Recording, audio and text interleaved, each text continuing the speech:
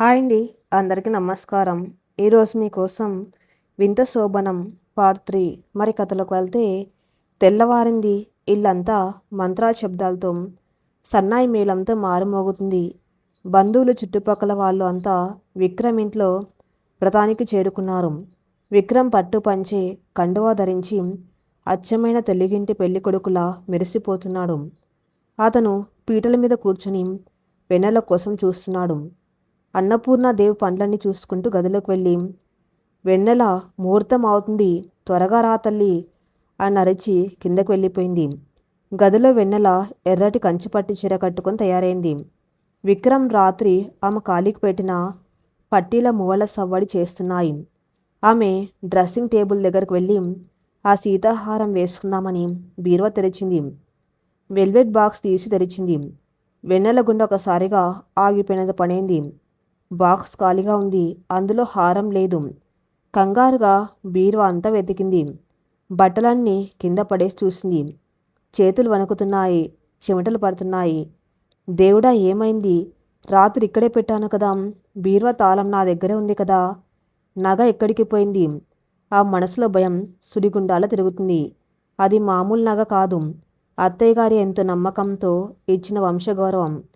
అది పోయిందంటే వాళ్ళ నమ్మకానికి వమ్ము చేసినట్టే. వెన్నెల కళ్ళల్లోంచి కన్నీళ్లు జల జల రాలుతున్నాయి. అక్కడే మంచం మీద కూలబడిపోయి కుమిలి కుమిలి ఏడటం మొదలుపెట్టింది. సరిగ్గా అప్పుడే తలుపు తీసుకుని లోపలికి వచ్చింది స్వాతి.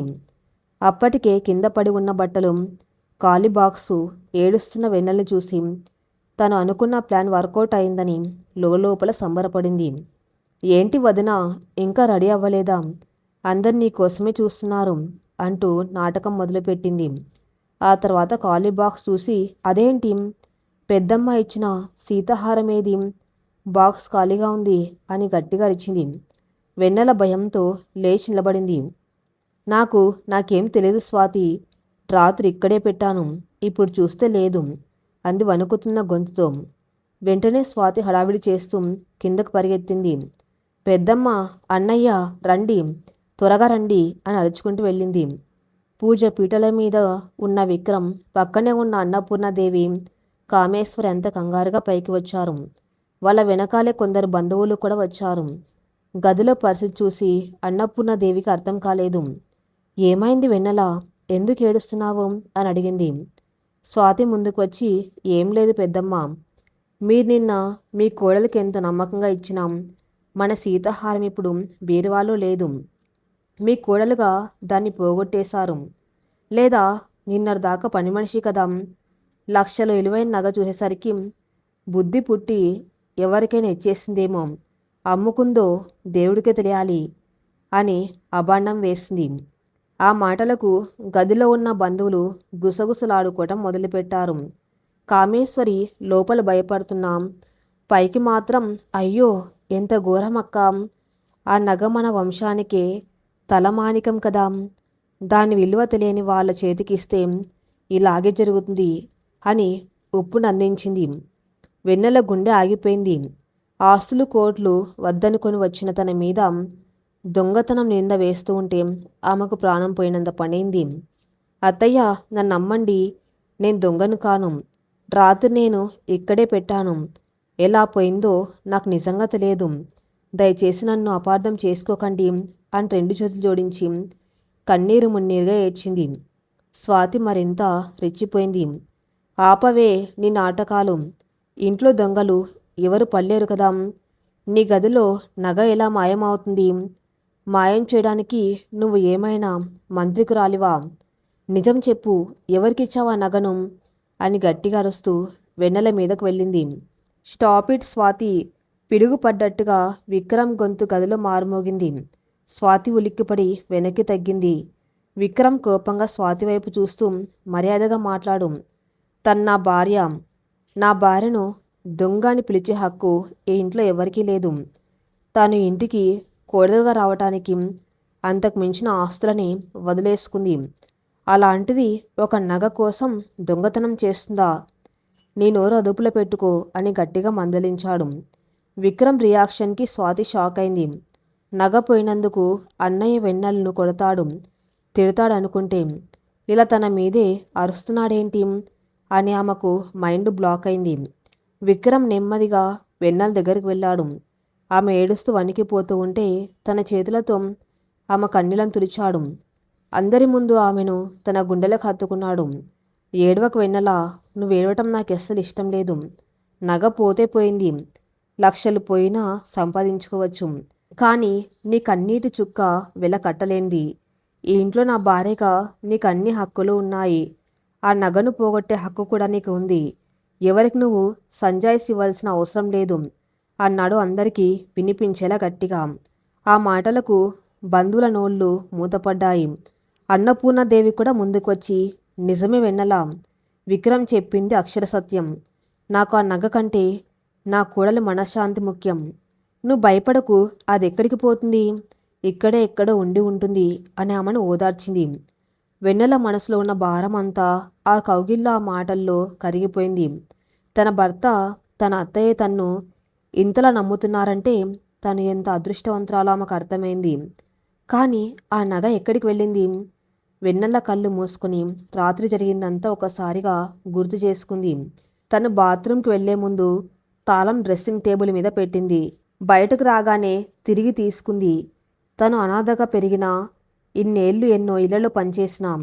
ఆమెకు ఒక సహజమైన పరిశీలన శక్తి ఉంది. ఇంట్లో ఎవరు ఏ పౌడర్ వాడతారు, ఏ సెంటు వాడతారో ఆమెకు తెలుసు. రాత్రి బాత్రూంలోంచి బయటకు రాగానే గదిలో ఒక ఖరీదైన జాస్మిన్ పర్ఫ్యూమ్ వాసన ఆమెకు తగిలింది. అప్పుడు పట్టించుకోలేదు, కానీ ఇప్పుడు ఆ వాసన ఎవరిదో ఆమెకు స్పష్టంగా గుర్తొచ్చింది. అది స్వాతి వాడే పర్ఫ్యూమ్. వెంటనే వెన్నెల కళ్ళు తెరిచింది. ఆమె చూపులు నేరుగా స్వాతి మీద పడ్డాయి. స్వాతి ముఖంలో ఉన్న కంగారు, నిరాశ ఆమెకు ఆన్సర్ ఇచ్చేశాయి. ఈ పని చేసింది స్వాతి అని వెన్నెలకు అర్థమైపోయింది. విక్రమ్ నుంచి కొద్దిగా పక్క జరిగిన వెన్నెల తన కన్నీళ్లను తుడుచుకుంది.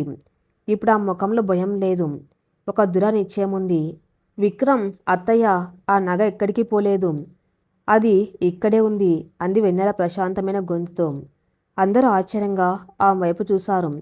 స్వాతి గుండె వేగంగా కొట్టుకోవడం మొదలైంది.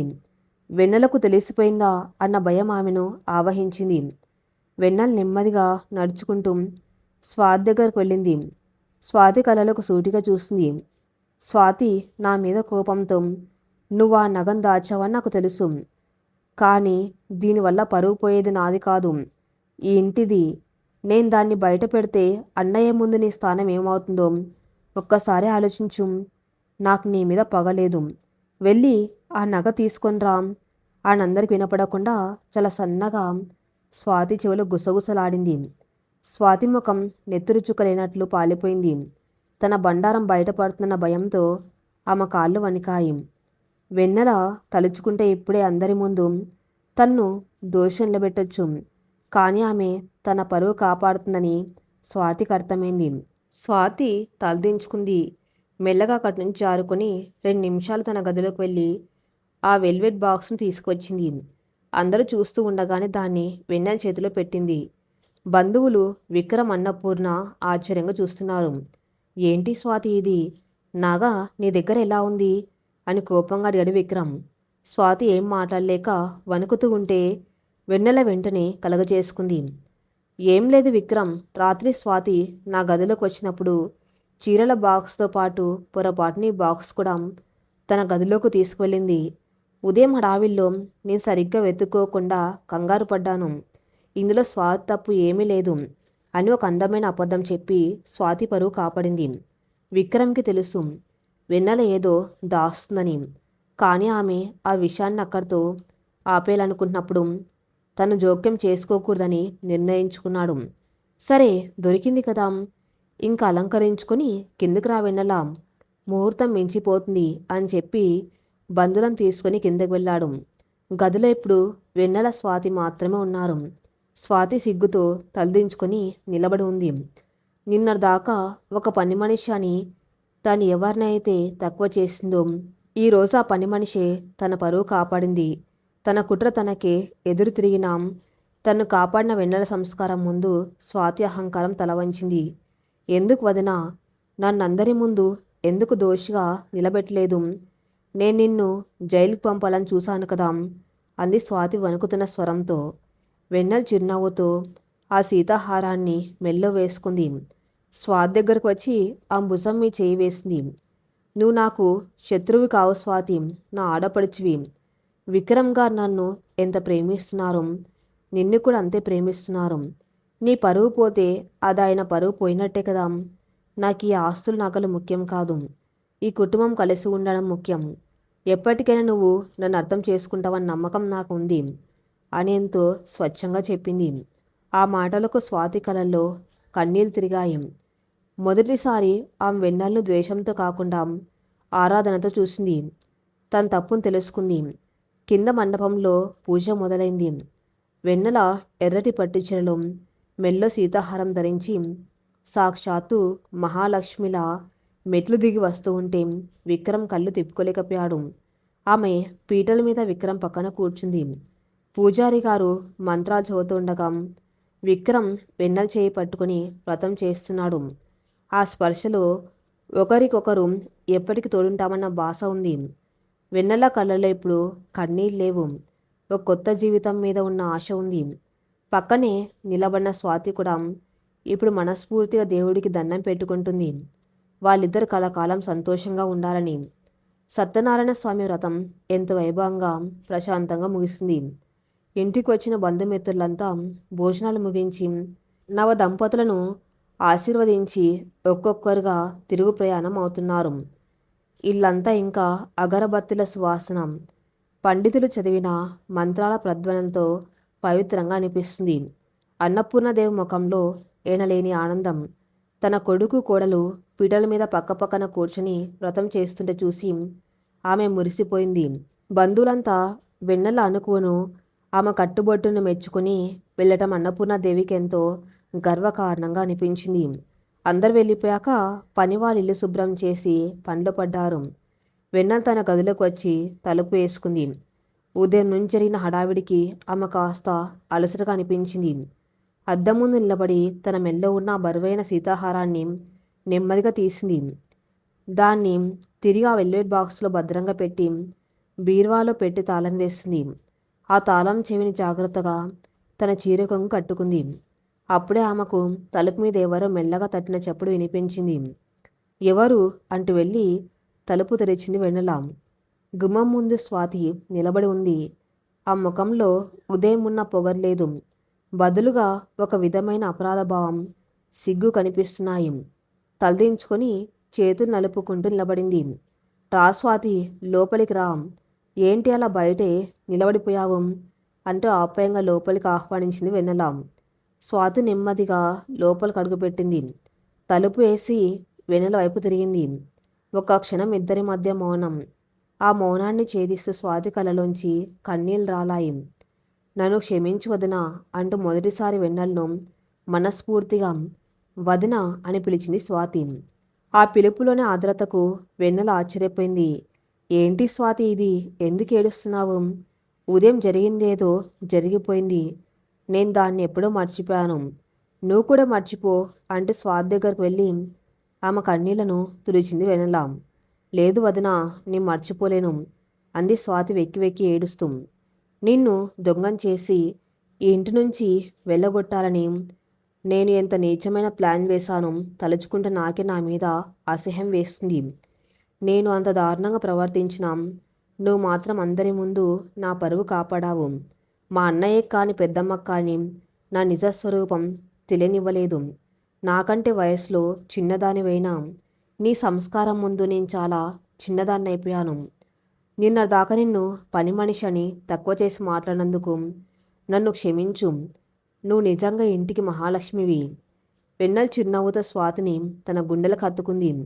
పిచ్చిదానా, నువ్వు నా ఆడపడుచువి, విక్రమ్ గారికి ప్రాణం. నీకు చిన్నప్పటి నుంచి అలవాటైన ప్రేమను నేను పంచుకున్నానన్న చిన్న భయం, కోపం నీలో ఆ కుట్రలు చేసేలా చేశాయి తప్ప నీ మనసు చెడ్డది కాదని నాకు తెలుసు. ఒక ఆడపిల్ల పరువు పోతే ఆ వేదన ఎలా ఉంటుందో నాకు తెలుసు. అందుకే ఆ విషయాన్ని ఎక్కడితో ఆపేశాను.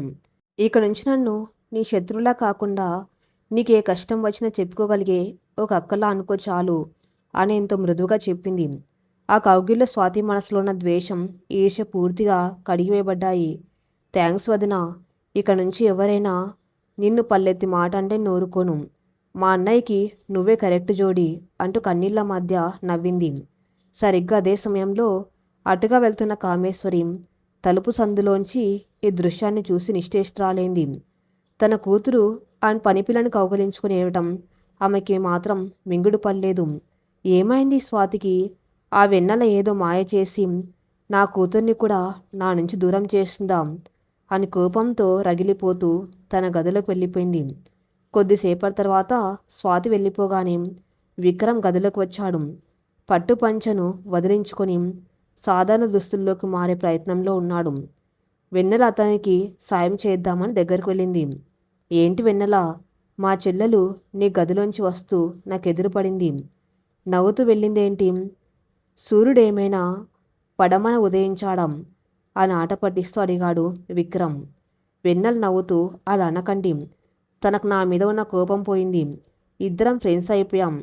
అయినా మీ చెల్లెలు చాలా మంచిది అంది తన చొక్కా కాలర్ సరిచేస్తూ. విక్రమ్ ఆమెను ఆశ్చర్యంగా చూశాడు. ఉదయం నగపోయినప్పుడు జరిగిన గొడవ అతనికి తెలుసు. అందులో స్వాతి హస్తం ఉందని అతనికి అనుమానం ఉన్నప్పటికీ వెన్నెల అబద్ధం చెప్పి కవర్ చేసిందని అతనికి అర్థమైంది. ఆ సంఘటనే స్వాతిని మార్చి ఉంటుందని గ్రహించాడు.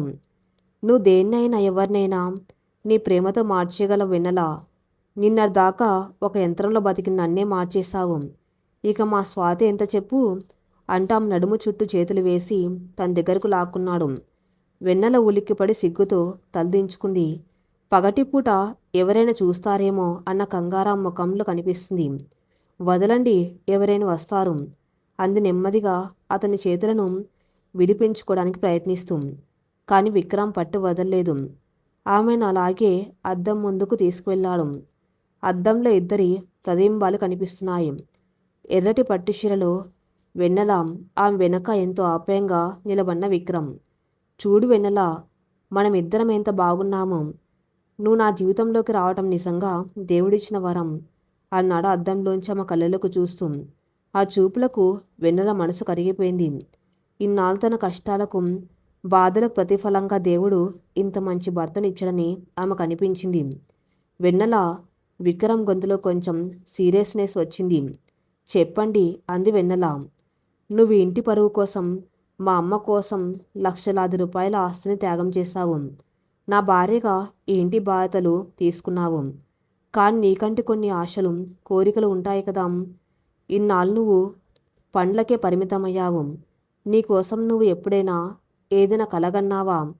చదువుకోవాలనో, ఏదైనా నేర్చుకోవాలనో నీ మనసులో ఏముందో నాకు చెప్పు అని అడిగాడు ఎంతో శ్రద్ధగా. వెన్నెల ఒక్క క్షణం మౌనంగా ఉండిపోయింది. ఆమెకు చిన్నప్పటి నుంచి పుస్తకాలు చదవటం అంటే చాలా ఇష్టం. కానీ అనాథ ఆశ్రమంలో 10వ తరగతి వరకు మాత్రమే చదువుకునే అవకాశం దక్కింది. ఆ తర్వాత బతుకు పోరాటంలో పుస్తకాలకు దూరమైంది. నాకు చదువుకోవాలని ఉందండి. ముఖ్యంగా మంచి మంచి పుస్తకాలు చదవాలని, ఇంగ్లీష్లో మాట్లాడడం నేర్చుకోవాలని నాకు ఎప్పటి నుంచో ఆశ. కానీ ఇప్పుడు ఈ వయసులో ఇంటి కోడలుగా ఇదంతా అవసరమా అనిపిస్తుంది అని సంకోచిస్తూ విక్రమ్ ఆమె వైపు తిరిగి ఆమె 2 భుజాలు పట్టుకున్నాడు. చదువుకోవడానికి వయసుతో, హోదాతో పనిలేదు వెన్నెల. రేపటి నుంచి నీకు నేనే స్వయంగా ఇంగ్లీష్ నేర్పిస్తాను. మన ఇంట్లో ఉన్న లైబ్రరీ నీ సొంతం. నీకు నచ్చిన పుస్తకాలు చదువు. నీ ప్రతి కలను నిజం చేసే బాధ్యత నాది అని దృఢంగా చెప్పాడు. ఆ మాటలకు వెన్నెల కళ్ళల్లో ఆనందపు కాంతులు వెల్లివిరిశాయి. ఒక భర్తగా తన ఇష్టాలను గౌరవించి ప్రోత్సహిస్తున్న విక్రమ్ పట్ల ఆమెలో ఆరాధన మరింత పెరిగింది. థ్యాంక్స్ విక్రమ్ గారు అంది గద్గద స్వరంతో. మళ్ళీ విక్రమ్ గారు అంటున్నావు? వట్టి విక్రమ్ అని పిలవటం ఇంకా అలవాటు కాలేదా అని నకిలీ కోపం తెచ్చుకున్నాడు. వెన్నెల నవ్వుతూ సరే విక్రమ్ అంది మురిపంగా. ఇద్దరి మధ్య ఒక అందమైన అనురాగ బంధం బలపడుతుంది. మరోవైపు కామేశ్వర్ తన గదిలో అటు ఇటు అసహనంగా తిరుగుతుంది. అప్పుడే గదిలోకి వచ్చిన స్వాతిని చూసి కోపంగా ఆమె లోపలికి లాగి తలుపు వేసింది. ఏంటే నీ పిచ్చి వేషాలు? ఉదయం ఆ నగ మాయం చేసినందుకు పెద్దమ్మ నిన్ను ఇంట్లోంచి గెంటేస్తుందని నేను భయపడి చేస్తే ఆ వెన్నెల చెప్పిన అబద్ధానికి బతికిపోయావు. ఇప్పుడు వెళ్ళి దానికే కౌగలించుకుని ఏడుస్తున్నావా? అది వేసే మాయ వల్లో నువ్వు కూడా పడిపోతున్నావా అని కటువుగా అడిగింది. స్వాతి తన తల్లి చేయి విదిలించుకుంది. మమ్మీ ప్లీజ్, ఈ కాపాని కుట్రలు. వదిన ఎలాంటి మాయ వల వేయలేదు. ఆమె మంచితనమే నన్ను మార్చింది. నా తప్పును ఎత్తిచూపి నన్ను అవమానించే అవకాశం ఉన్నా ఆమె అలా చేయలేదు. మన పరువును కాపాడింది. ఆమె నిజంగా నా అన్నయ్యకు తగిన భార్య. నువ్వు కూడా ఇకనైనా ఆమెను కోడలుగా అంగీకరించు, లేదంటే ఇంట్లో నీకు స్థానం లేకుండా పోతుంది అని గట్టిగా చెప్పి బయటకు వెళ్ళిపోయింది. కూతురి మాటలకు కామేశ్వరి మైండ్ బ్లాక్ అయింది. తన సొంత కూతురు తనకు ఎదురు తిరగటం ఆమె తట్టుకోలేకపోయింది. నా కడుపున పుట్టి నాకే నీతులు చెబుతావా? ఆ వెన్నెల ఈ ఇంట్లో ఉన్నంత వరకు నాకు ప్రశాంతత లేదు. ఈ ఇంట్లో వాళ్ళందరినీ ఆ వెన్నెల తన వైపు తిప్పుకుంది. ఇప్పుడు ఈ పిల్లను ఇక్కడి నుంచి పంపించాలంటే నా వల్ల కాదు. బయట నుంచి ఒక ముళ్ళును తీసుకురావాలి. ఆ ముల్లే వీళ్ళ బంధాన్ని తెంచాలి అని మనసులో ఒక భయంకరమైన ఆలోచన చేసింది. విక్రమ్కి కాలేజ్ రోజుల్లో అత్యంత సన్నిహితంగా మెలిగిన, విక్రమ్ను పిచ్చిగా ప్రేమించిన ఒక అమ్మాయి పేరు కామేశ్వరి మొదలు మెదిలింది. సరిగ్గా సమయం చూసి నిన్ను రంగంలోకి దించుతాను, అప్పుడు చూస్తాను ఈ వెన్నెల పతివ్రత నాటకాలు అని క్రూరంగా నవ్వుకుంది. సాయంత్రం అయింది. వాతావరణం చాలా ప్రశాంతంగా చల్లగా ఉంది. విక్రమ్ హాల్లో కూర్చుని పేపర్ చదువుతున్నాడు. ఇప్పుడు స్వాతి అక్కడికి వచ్చి విక్రమ్ పక్కన కూర్చుంది. అన్నయ్య, ఇవాళ రాత్రికి నీకు వదినకు ఒక చిన్న సర్ప్రైజ్ అంది ఉత్సాహంగా. విక్రమ్ ఆశ్చర్యంగా చూశాడు. నాకా సర్ప్రైజా? ఏంటది? రాత్రి 8 గంటలకు వదిన్ని తీసుకుని మన టెర్రస్ పైకి రా, అప్పుడే తెలుస్తుంది అని చెప్పి అక్కడి నుంచి పరిగెత్తింది. విక్రమ్కి ఏమీ అర్థం కాలేదు. కానీ స్వాతిలో వచ్చిన ఈ సానుకూల మార్పు అతనికి ఎంతో సంతోషాన్నిచ్చింది. రాత్రి 8 గంటలైంది. వెన్నెల ఒక లేత ఆకుపచ్చ రంగు జార్జెట్ చీర కట్టుకుంది. జుట్టును విరబోసుకొని చాలా సింపుల్గా అందంగా తయారైంది. విక్రమ్ ఆమెను తీసుకుని మేడపైకి వెళ్ళాడు. పైకి వెళ్ళగానే అక్కడ ఉన్న దృశ్యం చూసే ఇద్దరు ఆశ్చర్యపోయారు. ఆ విశాలమైన టెర్రస్ అంతా రంగురంగుల ఫెయిరీ లైట్స్తో అలంకరించబడి ఉంది. చుట్టూ అందమైన పూల కుండీలు, మధ్యలో ఒక చిన్న టేబుల్. ఆ టేబుల్ మీద కొవ్వొత్తుల వెలుగులో వారిద్దరి ఇష్టమైన వంటకాలతో డిన్నర్ సెట్ చేసి ఉంది. బ్యాక్గ్రౌండ్లో చాలా సన్నగా మధురమైన వాయిద్య సంగీతం వినిపిస్తుంది. స్వాతి అక్కడే నిలబడి నవ్వుతూ వాళ్లకు స్వాగతం పలికింది. ఇది నా తరపున మీకు చిన్న గిఫ్ట్ అన్నయ్య. నేను ఇప్పటి వరకు వదన్ను చాలా బాధ పెట్టాను. దానికి ప్రాయచిత్తంగా ఈరోజు మీరిద్దరూ ఇక్కడ ప్రశాంతంగా గడపాలని ఇలా ప్లాన్ చేశాను. ప్లీజ్ ఎంజాయ్ అని చెప్పి వాళ్లకు అడ్డుగా ఉండకూడదని కిందకు వెళ్ళిపోయింది. విక్రమ్కు వెన్నెలకు మాటలు రాలేదు. ఒకరి ముఖాలు ఒకరు చూసుకుని ఆనందంగా నవ్వుకున్నారు. చూసా వెన్నెల, నీ ప్రేమ మా ఇంట్లో ఎలాంటి అద్భుతాన్ని సృష్టిస్తుందో. ఏ చెల్లెలైతే నిన్ను గెంటేయాలని చూస్తుందో ఆ చెల్లెలే స్వయంగా ఈరోజు మన కోసం ఇంత అందమైన అరేంజ్మెంట్ చేసింది. ఇదంతా నీ వల్లే అన్నాడు విక్రమ్ వెన్నెల చేయి పట్టుకుని టేబుల్ దగ్గరికి తీసుకువెళ్తూ. ఇది నా వల్ల కాదు విక్రమ్, మన మంచితనం వల్ల. ప్రేమనిస్తే ప్రేమే తిరిగి వస్తుందని నా నమ్మకం అంది వెన్నెల కుర్చీలో కూర్చుంటూ. చల్లటి గాలి వీస్తుంది. ఆ కొవ్వొత్తుల వెలుగులో వెన్నెల ముఖం మరింత కాంతివంతంగా మెరుస్తుంది. ఇద్దరు భోజనం చేస్తూ ఎన్నో కబుర్లు చెప్పుకున్నారు.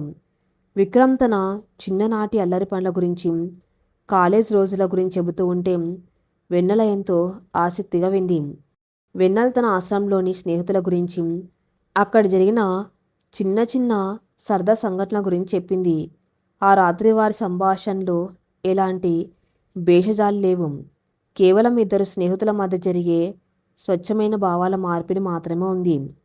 భోజనం పూర్తయిన తర్వాత విక్రమ్ తన ఫోన్ తీసి అందులో బ్లూటూత్ స్పీకర్ కనెక్ట్ చేశాడు. ఒక పాత మధురమైన రొమాంటిక్ పాటను ప్లే చేశాడు. ఆ వాతావరణం, ఆ పాట వారి మనసుల్లో ఒక కొత్త ఉత్సాహాన్ని నింపాయి. విక్రమ్ కుర్చీలోంచి లేచి వెన్నెల దగ్గరకు వచ్చి తన చెయ్యి ముందుకు చాపాడు. షల్ వి డ్యాన్స్ అని అడిగాడు నవ్వుతూ. వెన్నెల కంగారుగా తల అడ్డంగా ఊపింది. అయ్యో డ్యాన్సా, నాకు రాదు విక్రమ్, నేనెప్పుడు చేయలేదు. పైగా ఎవరైనా చూస్తే బాగుండదు అంది సిగ్గుపడుతూ. ఇక్కడెవరు లేరు వెన్నెల, నువ్వు నేను, ఈ వెన్నెల, ఈ చల్లటి గాలి తప్ప. నీకు డ్యాన్స్ రాకపోతే నేను నేర్పిస్తాన్రా అని ఆమె చెయ్యి పట్టుకొని సున్నితంగా పైకి లేపాడు. వెన్నెల వణుకుతున్న అడుగులతో అతనితో పాటు నిలబడింది. విక్రమ్ ఆమె ఒక చేతిని తన చేతిలోకి తీసుకుని మరో చేతిని ఆమె నడుము మీద వేశాడు. ఆ స్పర్శకు వెన్నెల శరీరంలో ఒక తెలియని విద్యుత్తు తరంగం ప్రవహించింది. ఆమె గుండె వేగం పెరిగింది. తన 2 చేతులతో విక్రమ్ భుజాన్ని పట్టుకుంది. పాటలకు అనుగుణంగా విక్రమ్ నెమ్మదిగా అడుగులు వేయటం మొదలుపెట్టాడు. వెన్నెల కూడా అతన్ని అనుసరిస్తూ నెమ్మదిగా కదులుతుంది. ఇద్దరి మధ్య దూరం కరిగిపోయింది. వెన్నెల తల ఎత్తి విక్రమ్ కళ్ళలోకి చూసింది. ఆ కళ్ళల్లో కేవలం కామం లేదు, తన పట్ల చెప్పలేనంత ప్రేమ, ఆరాధన, గౌరవం ఉన్నాయి. నువ్వు నాకు దొరికిన అదృష్టాన్ని వెన్నెల. నిన్న దాకా నా భార్యగా నేను స్వీకరించాను. కానీ ఈ క్షణం నుంచి నువ్వే నా ప్రాణం అని ఆమె కళ్ళల్లోకి చూస్తూ అన్నాడు విక్రమ్. వెన్నెల కళ్ళల్లో నీళ్లు తిరిగాయి, ఆనంద బాష్పాలవి. తన తలను నెమ్మదిగా అతని గుండెల మీద వాల్చింది. అతని గుండె చప్పుడు ఆమెకు ఒక లాలిపాటలా అనిపించింది. ఆ రాత్రి ఆ ఆకాశం కింద చుక్కల సాక్షిగా వారిద్దరి మనసులు పూర్తిగా ఏకమయ్యాయి. శారీరక కలయిక కంటే మించిన ఒక ఆత్మీయమైన బంధం వారి మధ్య ఏర్పడింది. ఆ గడియలు ఎప్పటికీ అలా ఆగిపోతే బాగుండు అనిపించింది వెన్నెలకు. ఇన్నాళ్ళు తన ఒంటరితనం, తన కష్టాలు అన్నీ ఈ ఒక్క కౌగిల్లో మాయమైపోయాయి. విక్రమ్ కూడా ఆ క్షణాలను ఆస్వాదిస్తున్నాడు. తన జీవితంలోకి వెన్నెల రావటం తన పునర్జన్మ లాంటిదని అతనికి అర్థమైంది. టెర్రస్ మీద జరిగిన ఆ అందమైన రాత్రి తర్వాత విక్రమ్ మరియు వెన్నెల మధ్య ఉన్న బంధం మరింత బలపడింది. ఒకరినొకరు అర్థం చేసుకునే క్రమంలో వారి మనసులు పూర్తిగా ఏకమయ్యాయి. మరుసటి రోజు ఉదయం కిటికీ అద్దాల గుండా వస్తున్న సూర్యకిరణాలు వెన్నెల ముఖాన్ని తాకుతున్నాయి. ఆమె నెమ్మదిగా కళ్ళు తెరిచి చూసేసరికి పక్కన విక్రమ్ లేడు. కంగారుగా లేచి కూర్చుంది. అప్పుడే బాత్రూంలోంచి స్నానం ముగించుకుని టవల్తో తల తుడుచుకుంటూ బయటకు వచ్చాడు విక్రమ్. గుడ్ మార్నింగ్ వెన్నెల అన్నాడు చిరునవ్వుతూ. గుడ్ మార్నింగ్ అండి. అదే విక్రమ్, మీరింత త్వరగా లేచారేంటి? నన్ను నిద్ర లేపొచ్చు కదా అంది వెన్నెల కొంచెం సిగ్గుపడుతూ జుట్టు సరిచేసుకుంటూ. నువ్వు రాత్రి చాలా ప్రశాంతంగా నిద్రపోతున్నావు. ఆ అందమైన ముఖాన్ని చూస్తూ అలాగే ఉండిపోవాలనిపించింది, అందుకు లేపలేదు. అయినా ఈ రోజు నుంచి నీకు ఒక కొత్త బాధ్యత ఉంది, దానికి నేను ఏర్పాటు చేయాలి కదా అంటూ తన పక్కనే ఉన్న టేబుల్ మీద నుంచి ఒక పెద్ద కవర్ తీసుకొచ్చి ఆమె చేతిలో పెట్టాడు. ఏంటిది అని ఆశ్చర్యంగా అడిగింది వెన్నెల. ఆ కవర్ తెరిచి చూస్తే అందులో కొన్ని అందమైన పుస్తకాలు, ఒక ఇంగ్లీష్ తెలుగు డిక్షనరీ, కొన్ని చిన్నపిల్లల ఇంగ్లీష్ గ్రామర్ పుస్తకాలు, ఒక కొత్త పెన్ను, నోట్బుక్ ఉన్నాయి. అవి చూడగానే వెన్నెల కళ్ళల్లో చెప్పలేనంత ఆనందం వెల్లివిరిసింది. చిన్నపిల్లల పుస్తకాలను చేతిలోకి తీసుకుని మురిపంగా చూసింది. నిన్న రాత్రి మాట ఇచ్చాను కదా వెన్నెల, నీకు చదువుకోవాలని ఉందని చెప్పావు. ఇక్కడి నుంచి నీ ప్రయాణం మొదలుపెట్టు. ప్రతిరోజు సాయంత్రం నేను ఆఫీస్ నుంచి రాగానే నీకు 1 గంట క్లాస్ తీసుకుంటాను, సరేనా అన్నాడు విక్రమ్ ఆమె పక్కన కూర్చుంటూ. వెన్నెల సంతోషంగా తలూపింది. చాలా థ్యాంక్స్ విక్రమ్, నా జీవితంలో ఎవరు నా కలలను ఇంతలా గౌరవించలేదు. మీరు నాకు భర్తగా దొరకడం నా అదృష్టం అంది ఆ పుస్తకాలను గుండెలకు హత్తుకుంటూ. విక్రమ్ ఆమె నుదుటి మీద ప్రేమగా ముద్దు పెట్టి, సరే త్వరగా రెడీ అవ్వు, కింద అమ్మ ఎదురు చూస్తూ ఉంటుంది అని చెప్పి ఆఫీస్కి రెడీ అవ్వడానికి వెళ్ళాడు. మరోవైపు కామేశ్వర్ తన గదిలో అటు ఇటు తిరుగుతూ తీవ్రంగా ఆలోచిస్తుంది. రాత్రి తన కూతురు స్వాతి ఆ వెన్నెల వైపు మాట్లాడడం ఆమెకి మాత్రం నచ్చలేదు. ఎలాగైనా సరే ఆ వెన్నెలను విక్రమ్ జీవితం నుంచి తీసేయాలి. దానికి నా దగ్గర ఉన్న ఒకే ఒక్క అస్త్రం సంజన అనుకుంటూ తన ఫోన్ తీసి ఒక నెంబర్ డయల్ చేసింది. సంజన విక్రమ్కి కాలేజ్ రోజుల్లో క్లాస్మేట్, కోటీశ్వర్ల బిడ్డ, మోడ్రన్గా చాలా స్టైలిష్గా ఉంటుంది. ఆమెకు విక్రమ్ అంటే ప్రాణం. ఎలాగైనా విక్రమ్ని పెళ్లి చేసుకోవాలని ఎన్నో కలలు కంది. కానీ విక్రమ్ ఆమెను కేవలం ఒక మంచి స్నేహితురాలిగా మాత్రమే చూశాడు. ఆ తర్వాత ఆమె పై చదువుల కోసం ముంబై వెళ్ళిపోయింది. ఇప్పుడు అక్కడే తన తండ్రి వ్యాపారాలు చూసుకుంటుంది. ఫోన్ రింగ్స్ అవ్వగానే అవతల వైపు నుంచి ఆన్సర్ వచ్చింది. హలో ఆంటీ, ఎలా ఉన్నారు? చాలా రోజుల తర్వాత ఫోన్ చేశారు అంది సంజన ఉత్సాహంగా. నేను బాగానే ఉన్నాను సంజన, కానీ మా విక్రమ్ పరిస్థితి అస్సలు బాగులేదు. వాడి జీవితం నాశనం అయిపోతుంది. నువ్వు వాడిని కాపాడాలి తల్లి అంటూ నాటకం మొదలుపెట్టింది కామేశ్వరి, గొంతులో ఏడుపు నటిస్తూ. సంజన ఒకసారిగా కంగారు పడింది. ఏమైంది ఆంటీ? విక్రమ్కి ఏమైంది? అతనికి పెళ్ళయిందని విన్నాను. ఇంకేదో పెద్ద బిజినెస్ ఫ్యామిలీ అమ్మాయిని చేసుకున్నాడని డాడీ చెప్పాడు. తను బాగానే ఉన్నాడు కదా? పెద్ద బిజినెస్ ఫ్యామిలీనా? అంత అబద్ధం సంజన.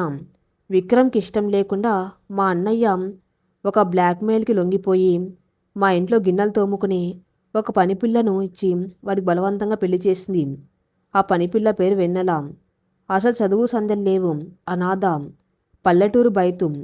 ఇప్పుడు ఆ పిల్ల మా అక్కయ్యను తన గుప్పెట్లో పెట్టుకుని విక్రమ్ని నరకం చూపిస్తుంది.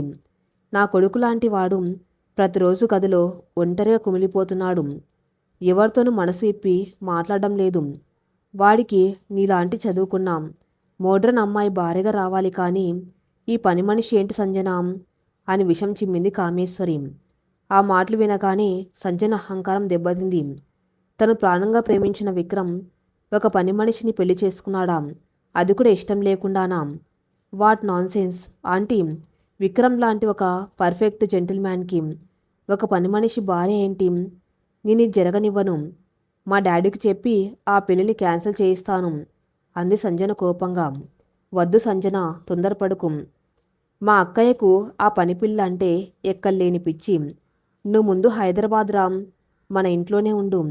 విక్రమ్ని కలువు. వాడికి నీ ప్రేమ ఏంటో, ఆ పని మనిషి స్థాయి ఏంటో అర్థమయ్యేలా చెయ్యి. వాడే స్వయంగా దాన్ని వదిలేసి నీ దగ్గరకు వచ్చేలా మనం ప్లాన్ చేద్దాం. నువ్వు వస్తావా అని అడిగింది కామేశ్వరి. తప్పకుండా వస్తాను ఆంటీ. రేపే ఫ్లైట్ బుక్ చేసుకుని వస్తున్నాను. విక్రమ్ నావాడు. అతను నా పని మనిషి నుంచి నేను విడిపిస్తాను. థ్యాంక్ యూ ఆంటీ, నాకు ఈ నిజం చెప్పినందుకు అని ఫోన్ పెట్టేసింది సంజన. కామేశ్వరి ముఖంలో ఒక పైశాచిక ఆనందం. ఇక చూడు వెన్నెల, నీ పతనం ఎలా మొదలవుతుందో. సంజన గ్లామర్ ముందు, ఆమె ఇంగ్లీష్ ముందు నువ్వు నిలబడలేవు. విక్రమ్ కూడా నీ మీద ఉన్నది జాలి మాత్రమేని త్వరలోనే అర్థమవుతుంది అని మనసులో కసిగా నవ్వుకుంది. మరుసటి రోజు మధ్యాహ్నం విక్రమ్ ఇంట్లో లైబ్రరీగా మార్చిన ఒక పెద్ద గదిలో కూర్చుని ఉంది వెన్నెల. చుట్టూ వేలాది పుస్తకాలు. ఒక పెద్ద టేబుల్ ముందు కూర్చుని విక్రమ్ కొనించిన పుస్తకంలో ఏబిసిడీలు ప్రాక్టీస్ చేస్తుంది. ఒక చిన్న పిల్లల ఎంతో ఆసక్తిగా శ్రద్ధగా ఆమె అక్షరాలు దిద్దుతున్న తీరు చూస్తూ ఉంటే ఎవరికైనా ముచ్చటేస్తుంది. అప్పుడే అక్కడికి 2 జ్యూస్ గ్లాసులతో స్వాతి వచ్చింది. వెన్నెల ఏకాగ్రతను చూసి చిరునవ్వు నవ్వింది. ఏంటి వదిన, మరీ ఫస్ట్ క్లాస్ స్టూడెంట్లా అంత సీరియస్గా చదువుతున్నావు అంటాం పక్కన కూర్చుంది. వెన్నెల తలెత్తి చూసి నవ్వింది. ఏం చేయను స్వాతి, నాకు ఇంగ్లీష్ అస్సలు రాదు. విక్రమ్కి ఇంగ్లీష్ బుక్స్ అంటే ఇష్టం.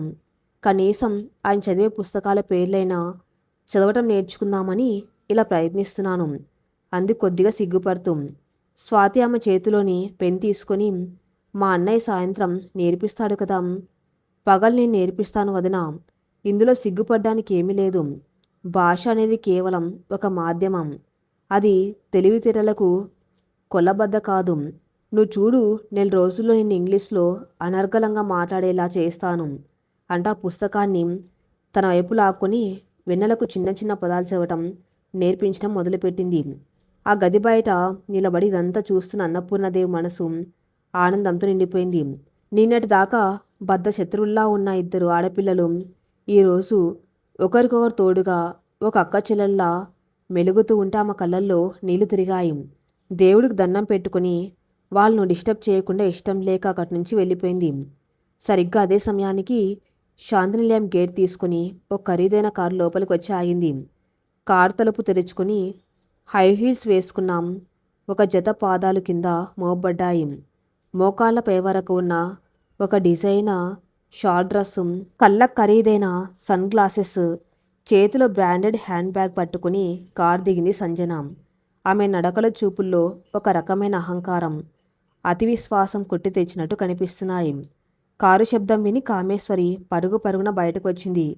సంజయ్ని చూడగానే ఆ ముఖం 1000 వోల్ట్ల బల్బులా వెలిగిపోయింది. సంజన, రా తల్లి రా, నీకోసం ఎదురు చూస్తున్నాను అంటూ ఆమెకు స్వాగతం పలికింది. సంజన సన్ గ్లాసెస్ తీసుకొని స్టైల్గా నవ్వింది. హాయ్ ఆంటీ, ఎలా ఉన్నారు? ఇల్లు ఇంకా అలాగే ఉంది, ఏం మారలేదు. ఎనీవే విక్రమ్ ఎక్కడా అని అడిగింది చుట్టూ చూస్తూ. వాడు ఆఫీస్కి వెళ్ళాడు తల్లి, సాయంత్రం వస్తాడు.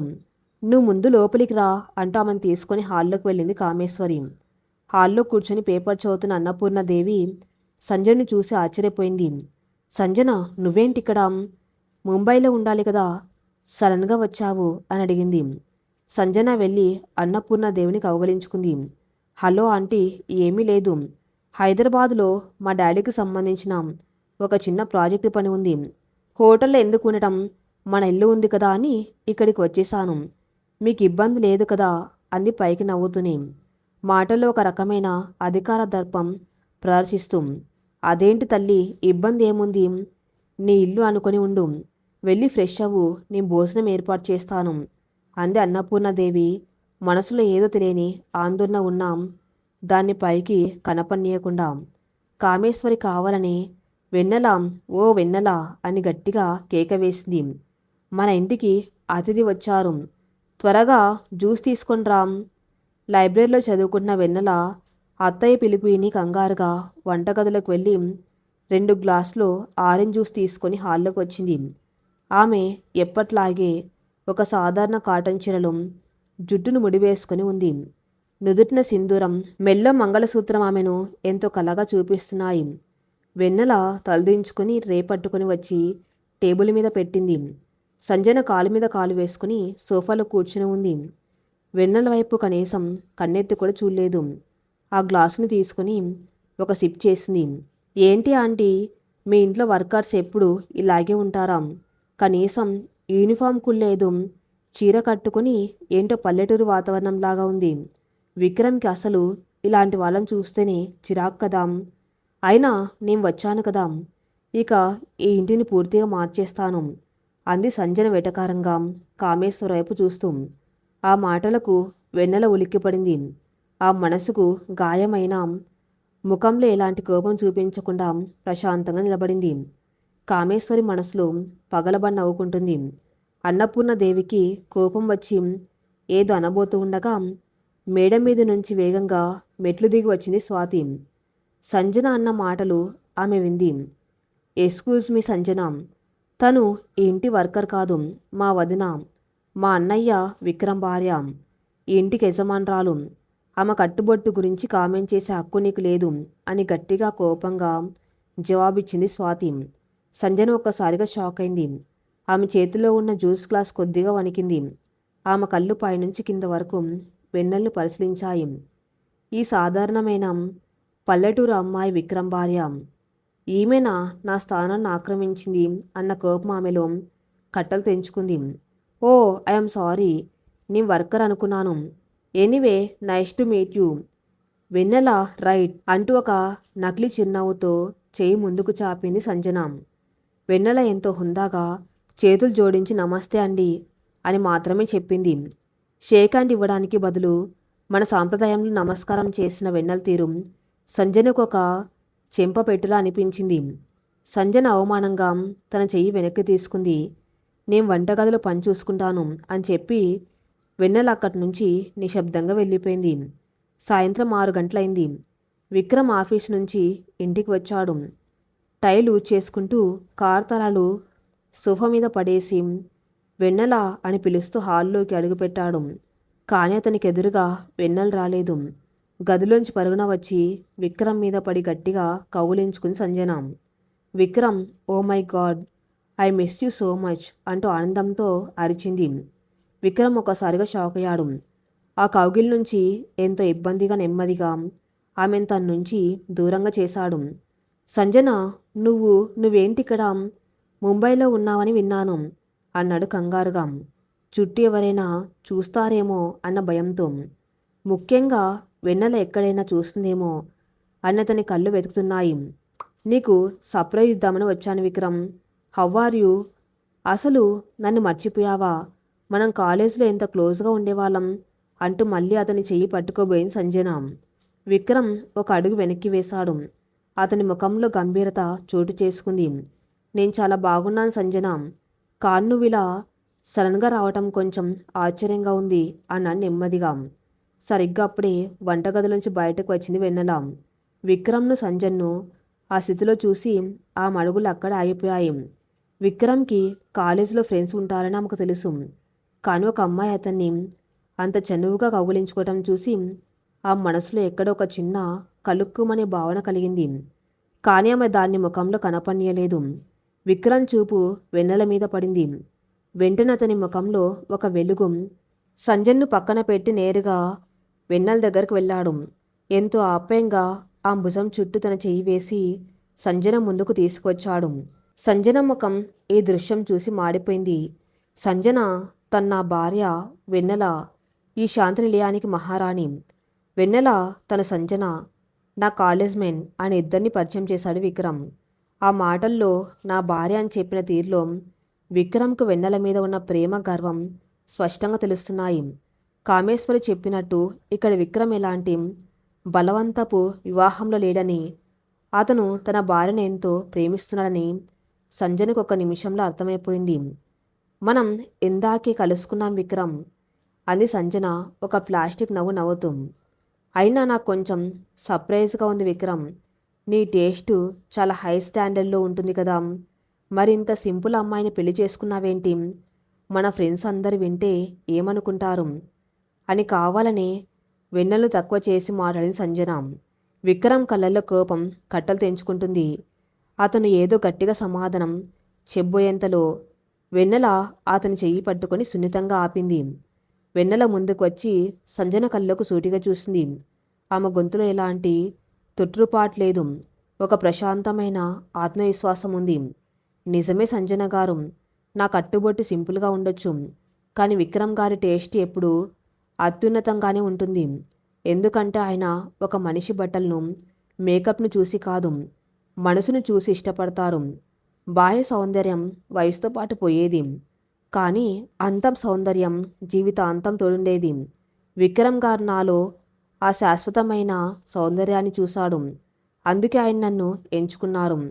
అయినా స్నేహితులు ఏమనుకుంటారో అని నిర్ణయాలు మార్చుకునేంత బలహీనమైన వ్యక్తిత్వం కాదు నా భర్తది అని ఎంతో హుందాగా స్పష్టమైన తెలుగులో సమాధానం ఇచ్చింది వెన్నెల. ఆ మాటలకు గదిలో పిన్ డ్రాప్ సైలెన్సు. సంజనకు నోట మాట రాలేదు. ఆ అహంకారం ముక్కలు ముక్కలైంది. విక్రమ్ ముఖంలో మాత్రం చెప్పలేనంత గర్వం, ఆనందం. తన భార్య ఎంత పరిణితి చెందిందో, ఎంత హుందాగా అవమానాన్ని ఎదుర్కొంటుందో చూసి అతనికి ఆ మీద ప్రేమ 1000 రెట్లు పెరిగింది. వెల్ సైడ్ వెన్నెల అన్నాడు విక్రమ్ ఆమెను మరింత దగ్గరకు తీసుకుంటూ. సంజన, నీకు జర్నీ చేసి అలసిపోయినట్టున్నావు, వెళ్ళి రెస్ట్ తీసుకో. వెన్నెల, రా మనం పైకి వెళ్దాం, నువ్వు నాకు కాఫీ ఇద్దువు కానని చెప్పి సంజన్ అక్కడే వదిలేసి ఇద్దరు మేడ మీదకు వెళ్ళిపోయారు. సంజన అవమానంతో రగిలిపోతూ నిలబడింది. అప్పుడే అక్కడికి వచ్చిన కామేశ్వరి, చూసావా సంజన దాని పొగరు, నా కొడుకుని ఎలా బుట్టలో వేసుకుందో. నువ్వు ఓడిపోయావు తల్లి అని ఉసిగొల్పింది. సంజన కోపంగా కామేశ్వరి వైపు తిరిగింది. నేను ఓడిపోవడం ఏంటి ఆంటీ? ఇది కేవలం మొదటి అడుగు మాత్రమే. ఈ పల్లెటూరి పిల్ల నన్నే అవమానిస్తుందా? నా మోడ్రన్ లైఫ్ స్టైల్ ఏంటో, నా గ్లామర్ ఏంటో, నాకున్న చదువు ఏంటో ఈ ఇంటికి, ఆ వెన్నెలకు చూపిస్తాను. విక్రమ్ని తన నుంచి దూరం చేసి నా కాళ్ళ దగ్గరకు తెచ్చుకోకపోతే నా పేరు సంజనే కాదు, ఆ పనిపిల్లకి తన అసలు స్థానం ఏంటో నేను చూపిస్తాను అని గట్టిగా శపథం చేసిన సంజన. ఒకవైపు విక్రమ్ ప్రేమతో ఎదగాలని చూస్తున్న వెన్నెల, మరోవైపు తన మోహం అహంకారంతో ఆ ప్రేమను విడగొట్టాలని చూస్తున్న సంజన. ఒకే ఇంట్లో ఈ ఇద్దరు భిన్న ధృవాల మధ్య మొదలైన మానసిక యుద్ధం ఏ తీరానికి చేరబోతుంది? తన అమాయకత్వంతో, మంచితనంతో ఇన్నాళ్ళు నెక్కొచ్చిన వెన్నెల ఈ మోడ్రన్ కుట్లబుద్ధి ఉన్న సంజనను ఎలా ఎదుర్కోబోతుందో నెక్స్ట్ పార్ట్లో చూద్దాం. నెక్స్ట్ పార్ట్ కోసం నా ఛానల్ని ఫాలో అవుతూ ఉండండి. Thank you for listening.